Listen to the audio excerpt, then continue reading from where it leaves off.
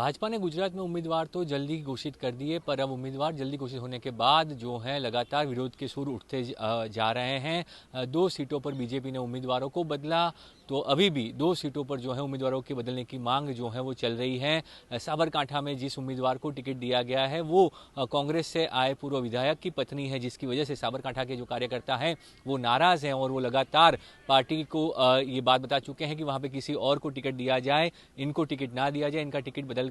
अगर पुराने कैंडिडेट को भी टिकट दिया जाता है तो भी चलता है। इसके लिए पूरी जो है मैराथन बैठक मुख्यमंत्री के आवास पे मिली थी। मुख्यमंत्री और प्रदेश प्रमुख ने जो है वो इसके ऊपर पूरी बैठक की थी और सबको समझाया था कि सब लोग समझें और सब लोग जो है इसमें सब लोगों को समझाए, कार्यकर्ताओं को समझाए, पर फिर भी साबरकांठा में जो अभी भी विरोध है वो बरकरार है, अभी भी विरोध जो है वो शांत नहीं हुआ। वहीं दूसरी ओर राजकोट सीट पर जो है केंद्रीय मंत्री परसोत्तम रूपाला के बयान के बाद क्षत्रिय समाज जो है नाराजगी से हर जिले में जो है विरोध प्रदर्शन करता दिख रहा है और इस विरोध को शांत करने के लिए खुद प्रदेश अध्यक्ष और मुख्यमंत्री को आज भाजपा के सभी क्षत्रिय आगेवानों के साथ बैठक करनी पड़ी और उनको शांत करने के लिए, समझाने के लिए टीम बनाई गई है। सभी क्षत्रिय नेता जो बीजेपी के हैं उनको कहा गया है कि आप समाज के आगेवानों को समझाइए और किसी भी तरह इस विरोध को शांत करवाइए, क्योंकि परसोत्तम रूपाला 3 बार माफी मांग चुके हैं, फिर भी जो क्षत्रिय समाज का रोष है वो कम होता नहीं दिख रहा हो। ऐसे में आज भाजपा के क्षत्रिय नेताओं को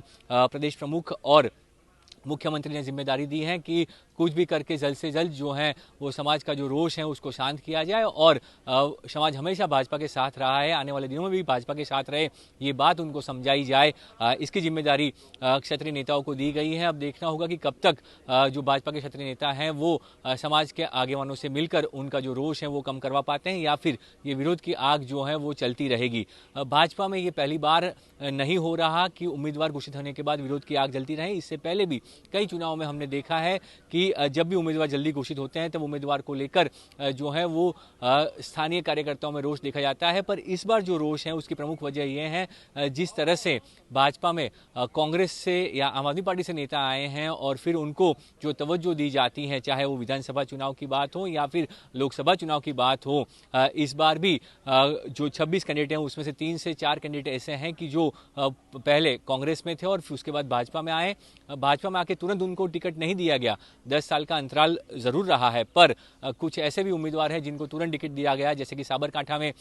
जो पूर्व विधायक थे महेंद्र सिंह बारैया, उनकी बीवी को टिकट दिया गया है, उनकी पत्नी को टिकट दिया गया है, वो 1.5 साल पहले ही भाजपा में आए हैं। अब जब ऐसी चीजें होंगी तो स्वाभाविक तौर पर जो कार्यकर्ता है, स्थानीय कार्यकर्ता, वो निराश होंगे और वो जो है वो विरोध कर रहे हैं और इसीलिए अब सब लोग ये मान रहे हैं कि क्या साबरकांठा में भी बीजेपी उम्मीदवार बदलेगी या नहीं, उसके ऊपर सबकी निगाहें टिकी हैं। इससे पहले बड़ौदा में जो है वो उम्मीदवार बदला गया था, वहां पे स्थानीय कार्यकर्ताओं का रोष था और फिर जो सांसद 2 टर्म से सांसद थी रंजनबेन भट्ट, उनका टिकट काटकर युवा चेहरे को टिकट दिया गया। वहां पर भी अभी भी वो युवा चेहरे को लेकर भी नाराजगी देखी जा रही है, क्योंकि वो सीधे तौर पर जो है भाजपा में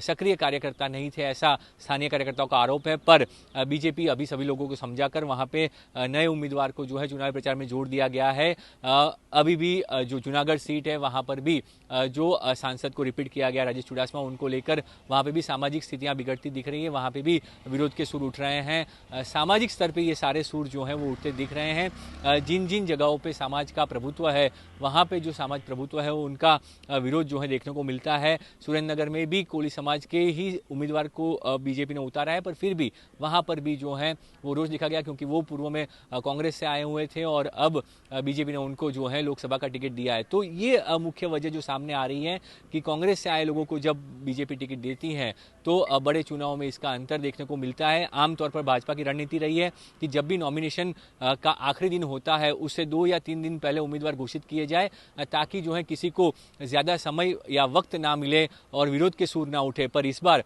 बीजेपी ने जो है काफी सारे कैंडिडेट्स जो हैं अपने काफी सारे स्टेट्स में नाम जो है जल्दी घोषित कर दिए थे, उसमें से गुजरात भी था। गुजरात में नाम घोषित होने के बाद 50 दिन का अवकाश रहा है वोटिंग के टाइम तक। तो ये चीजें हैं जिसकी वजह से ये विरोध के सुर सामने आए हैं। हालांकि अब जो शीर्ष नेतृत्व की तरफ से सीधी सूचना आई है कि कोई भी उम्मीदवार बदला नहीं जाएगा, तब देखना होगा कि जो विरोध के सुर हैं वो कब तक शांत होते हैं और बीजेपी कब तक सबको मना पाती है।